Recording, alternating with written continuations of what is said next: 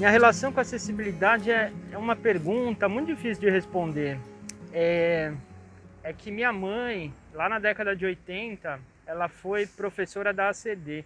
E eu me via, às vezes, num dia normal de aula, eu me via relacionando com crianças com deficiência, né? Apostando corrida de cadeira de rodas, crianças com, eu sei. Então esse foi um exemplo que me marcou muito.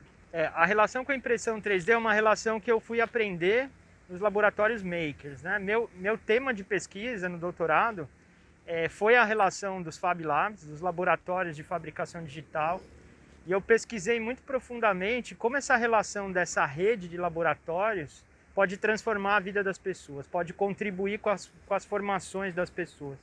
E eu vi exemplos belíssimos de uma costureira num laboratório, de uma pessoa querendo uma solução de uma comunidade no laboratório. E aí um laboratório desse transita muitos conhecimentos, incluindo a impressão 3D, no qual eu acabei me especializando e me dedicando. E aí isso faz parte da minha vida desde pelo menos 2017. E então foi só ligar simplesmente o que eu já faço com projetos na rua, com projetos estruturados como Santos às Cegas.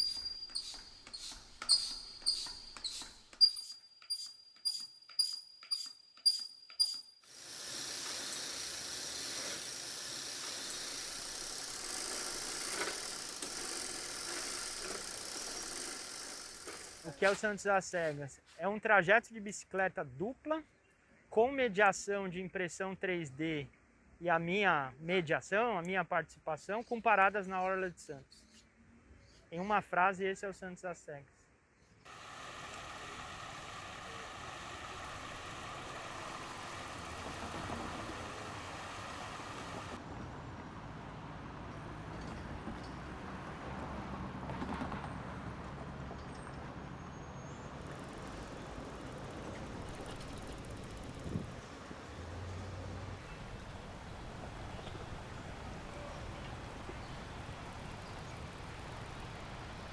Em 2018, eu fui para a Argentina, numa cidade chamada Rosário. Eu participei de um laboratório, fui promotor de um projeto chamado Contato 3D. E aí nesse projeto eu conheci uma pessoa cega chamada Ana Lucia. Ana Lucia é uma professora colombiana, uma pessoa cega. E aí num domingo a gente foi visitar um monumento à La Bandeira da República Argentina, na cidade de Rosário. E aí um guia de turismo que estava acompanhando a gente, ele falava assim do monumento: olha, como vocês estão vendo na frente do monumento, como vocês estão vendo no meio do monumento. E aí Ana Lucia, eu fiz uma pergunta para ela, falei: Ana, o que você está vendo? Como é que é a forma de ver, né? E Ana Lucia me falou assim: tanto faz eu tocar uma parede, um muro ou tocar um monumento, se não há uma mediação precisa, é a mesma coisa. A partir dali, naquela madrugada, eu não dormi. Eu fiquei 2 madrugadas sem dormir, projetando aquele monumento. E aí, depois de 2 noites sem dormir, eu apresentei aquele monumento à Ana Lucia. Então, assim, a minha visão da proximidade de monumento, de história com as pessoas com deficiência visual, esse foi o pontapé inicial. Quando eu voltei para o Brasil, lá em 2018, eu fiquei muito envergonhado em não fazer nada disso aqui. E aí, como eu moro muito perto do Tomiotaki, eu pensei, eu preciso começar a fazer, e comecei pelo Tomiotaki. E aí uma coisa foi encaixando na outra, até que um edital do finalzinho do ano de 2020, um edital da Secretaria da Cultura de Santos, eu inscrevi o projeto Santos às Cegas estruturado, com muita mediação, com muita conversa com o Gabriel, e aí nasce efetivamente Santos às Cegas, que na sua primeira edição ele durou 2 meses só, ele só durou janeiro e fevereiro de 2021. Nossa, isso Essa foi história é muito legal. doido, né? Foi muito legal, porque assim, foi inesperado e tem muito a ver com esse momento atual da pandemia. Muito a ver, né? Que a gente está num momento assim, desde o começo de 2020, onde se virtualizou tudo à distância, remoto, internet. O Gabriel ele tem esse jeito assim de conversar sobre deficiência que eu acho muito leve, assim, muito legal. E às vezes eu acompanhava ele em algum trabalho, em alguma conversa que a gente tinha também, ou lá no lugar onde a gente trabalhava junto. E eu achava interessante a maneira dele abordar o assunto e a profundidade que ele tem, não só por ser pessoa com deficiência, mas por ser uma pessoa que busca o conhecimento, né? Para além das vivências dele pessoais. E aí eu comecei a pegar no pé dele. Falei, por que você não cria uma conta no YouTube ou no Instagram para você poder divulgar isso de uma maneira mais ampla, né? Não só nos espaços onde você está circulando. Aí ele criou o perfil dele, né? Um dia de cego, a gente ficou debatendo qual seria o nome, tinha que ter alguma coisa de cego no nome. Aí saiu um dia de cego, e aí ele começou a postar de acordo com o que vinha na cabeça dele. E aí esse foi o link para ele chegar no Renato. O meu Instagram, dos projetos e meu Instagram particular, eu descrevo as fotos. Eu uso uma hashtag de descrição para cego ver, para todos verem. Em determinado momento da vida apareceu lá uma hashtag um cego viu.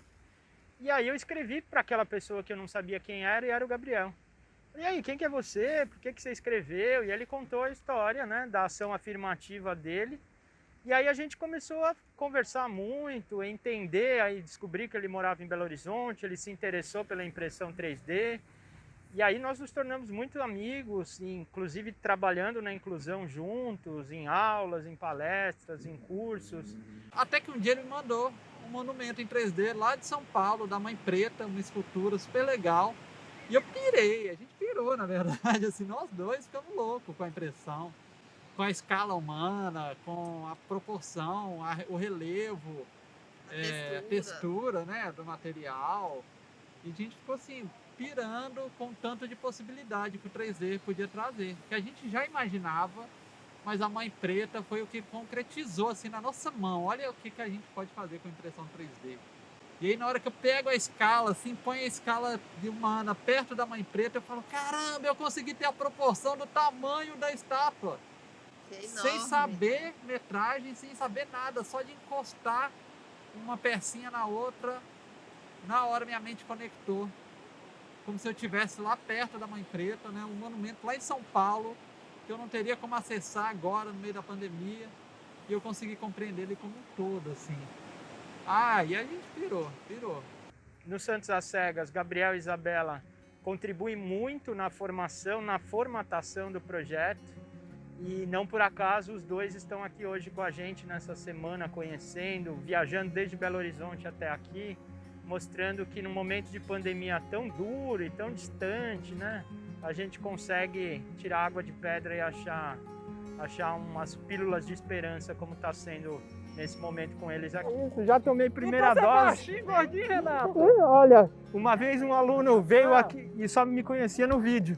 Aí ele me olhou, o cara tem 1,90 m, ele falou, nossa, mas eu não sabia que você era tão baixinho. Eu falei, você quer fazer o passeio mesmo? Ele falou, quer.